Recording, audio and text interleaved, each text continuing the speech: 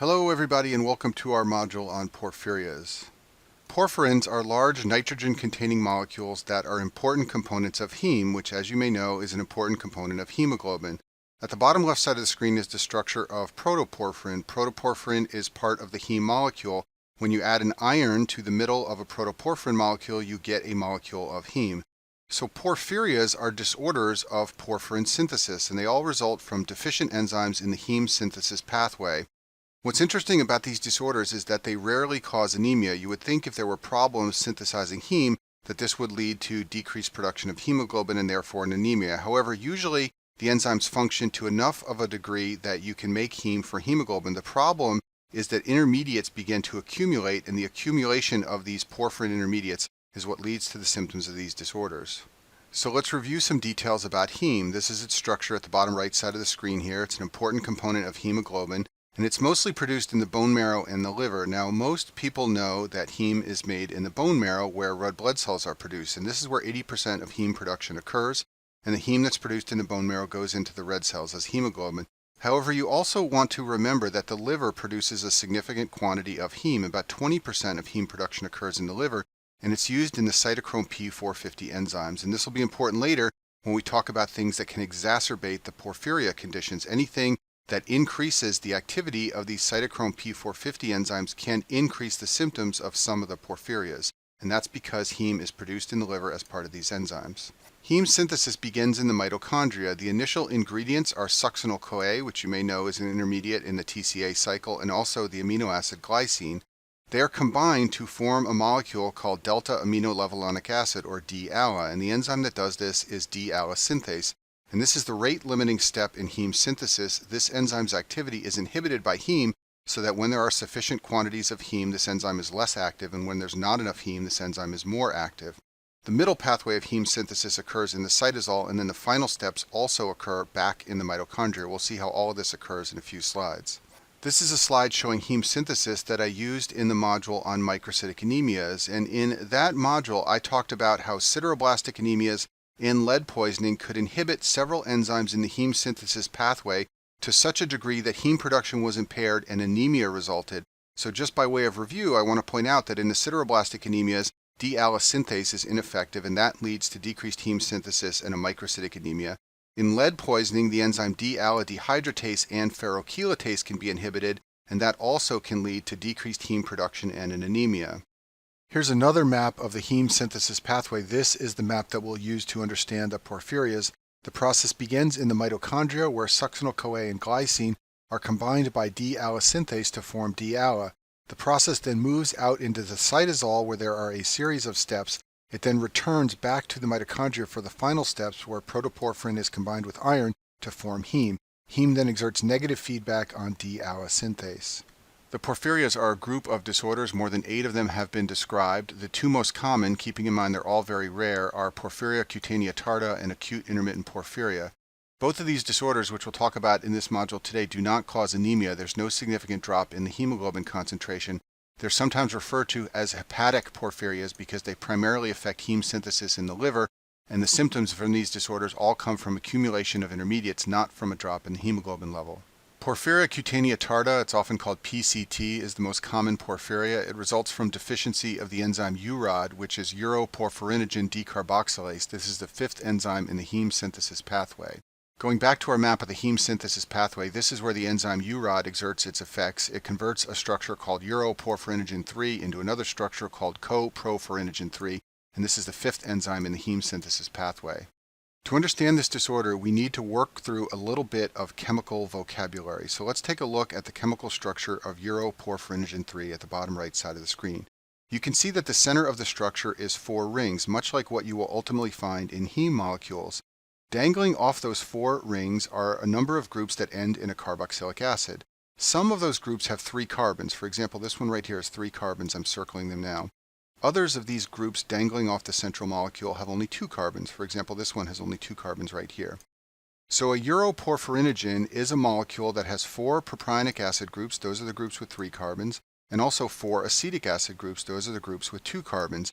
And it's named uroporphyrinogen 1 or uroporphyrinogen 3 depending on the different arrangements of the propionic acid groups and the acetic acid groups. Uroporphyrinogen 3 is the more common form. That's the form I showed on the last slide in the heme synthesis pathway, and forms 2 and 4 do not even occur naturally.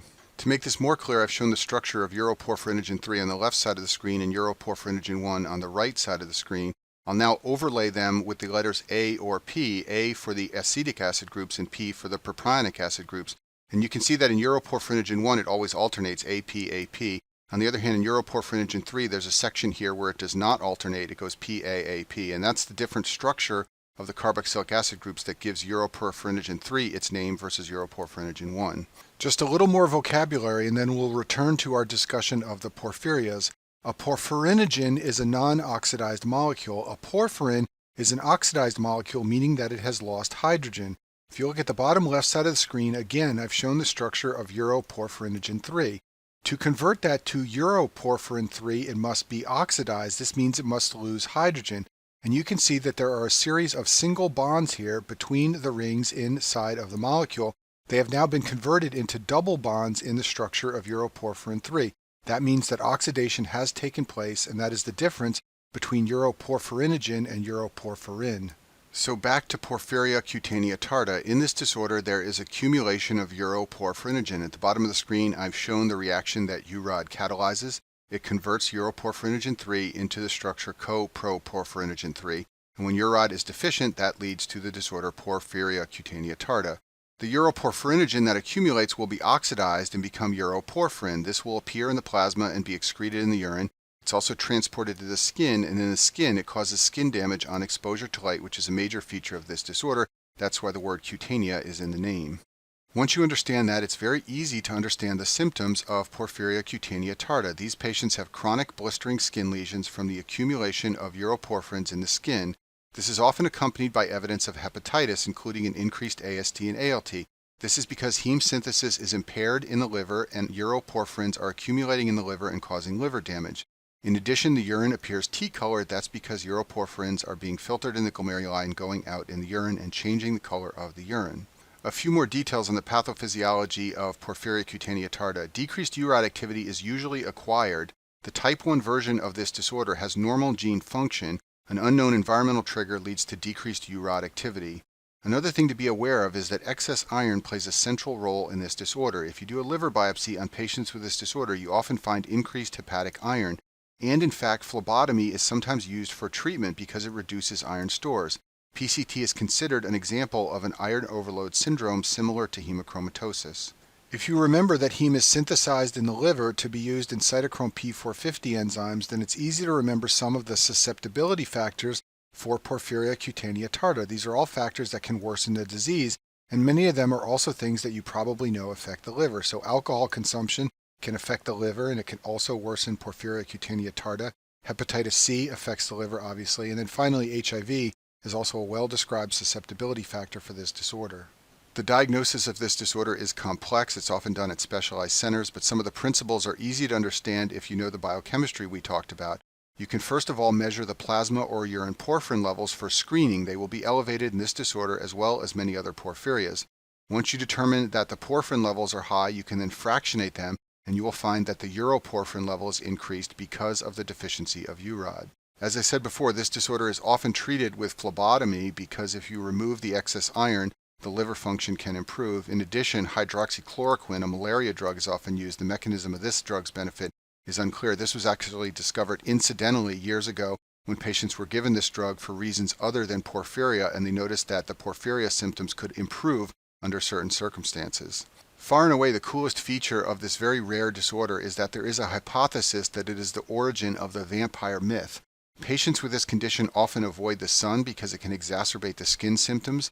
The hypothesis also states that they may have drank blood because by consuming heme, they inhibit heme synthesis in the liver, and that could improve their symptoms. This is probably not true, it's just a hypothesis, but I've always found it the most interesting feature of this very rare disorder. The second porphyria we'll discuss is called acute intermittent porphyria. This is a deficiency of the enzyme PBGD, which stands for porphyrobilinogen deaminase. It is the third enzyme in the heme synthesis pathway. This is an autosomal dominant disorder, so it tends to run in families. It has a low penetrance, however, so the symptoms are variable from one family member to the next. Going back to our map of the heme synthesis pathway, this is where porphyrobilinogen deaminase functions. It converts porphyrobilinogen into a molecule called hydroxymethylbilane. And a general rule of thumb is that enzyme deficiencies late in the heme synthesis pathway tend to cause skin symptoms. Enzyme deficiencies early in the pathway, like porphyrobilinogen deaminase, tend to cause neurological symptoms, as we will see when we talk more about acute intermittent porphyria. This disorder gets its name because the symptoms occur as acute intermittent attacks. They only occur when levels of porphyrobilinogen rise. Remember that PBGD converts porphyrobilinogen into hydroxymethylbilane. Porphyrobilinogen levels will rise anytime the rate-limiting enzyme in the heme synthesis pathway is activated. Remember that that enzyme is D-allosynthetase. It has feedback inhibition by heme, so anything that activates D-allosynthetase will ramp up the activity of heme synthesis in the liver, and that will lead to a rise in porphyrobilinogen levels, and that will lead to an acute attack. So what could ramp up heme synthesis in the liver? Well, remember that heme in the liver is used for the cytochrome P450 system. So any medication that induces the P450 system can increase heme synthesis in the liver. This will lead to a rise in porphyrobilinogen levels, and this will be a trigger for the symptoms of acute intermittent porphyria. So patients with this very rare condition have to avoid a long list of medications that can induce the P450 system. Some of the classic drugs to do this include griseofulvin, which is an antifungal, and also phenobarbital, which is a seizure medication. If patients with AIP take either of these drugs, they will get very sick. Other triggers for the condition include alcohol and smoking, and then also starvation or reduced intake of calories is also a classic trigger. Low glucose activates allosynthetase, and this leads to more production of heme and a rise in the porphyrobilinogen levels. The reason the symptoms in acute intermittent porphyria occur are because D-allo and porphyrobilinogen are neurotoxins. If we go back to this slide, when this enzyme is dysfunctional, the levels of porphyrobilinogen will rise. The levels of D-allo can also rise, especially when D-allosynthetase is activated by one of those triggers. So when those neurotoxin levels elevate, patients can develop cerebral dysfunction, especially confusion and delirium and dementia. They can develop neuropathy, and they can develop abdominal pain, and all of these are classic features of acute intermittent porphyria. So the symptoms are often remembered by the 5 Ps. The first P is abdominal pain. The second P is port wine colored urine. Porphyrins change the color of the urine. Polyneuropathy is the third P, then psychological disturbances, and finally precipitated by drugs. In actual life, these symptoms are so diffuse and nonspecific that this disorder often goes undiagnosed for a long period of time until some astute clinician makes the diagnosis. So the classic case is an adult in their 30s or 40s. For reasons that are poorly understood, this disorder usually does not present in childhood. The patient will have recurrent unexplained abdominal pain attacks, there will be an abnormal color of the urine, and there will also be confusion and/or neuropathy. There's a lot of interest among historians about this disorder regarding King George III. You may know that he was the king during the American Revolution and the American War of Independence. Later in life, his urine began to change color, and he developed dementia and ultimately died. It's thought that he may have had acute intermittent porphyria or some variant of it. There's also a thought that other members of the royal family in that period of history may also have had porphyrias. The diagnosis of acute intermittent porphyria is complex. You can read about all the different enzyme tests that are used. Some principles that you should know for step 1 are that it's best to test during an attack. That's when the porphyrin levels will be high. In addition, you should definitely know the 2 intermediates in the heme synthesis pathway whose levels can accumulate in this disorder. Those are high levels of porphyrobilinogen or PBG and high levels of D-allo. The treatment of this disorder is complex. First of all, patients need to avoid all those triggers we talked about a few slides ago, but some other therapies are sometimes used, and the principle behind these treatments is that they inhibit heme production, and therefore they blunt the production from the liver of those toxic intermediates in the heme synthesis pathway. 2 therapies that are sometimes used are hemin, which is a synthetic heme, and glucose. Both of these inhibit the activity of the hepatic D-allosynthetase enzyme, and remember, this is the rate-limiting enzyme for the synthetic pathway of heme in the liver. And that concludes our module on porphyrias.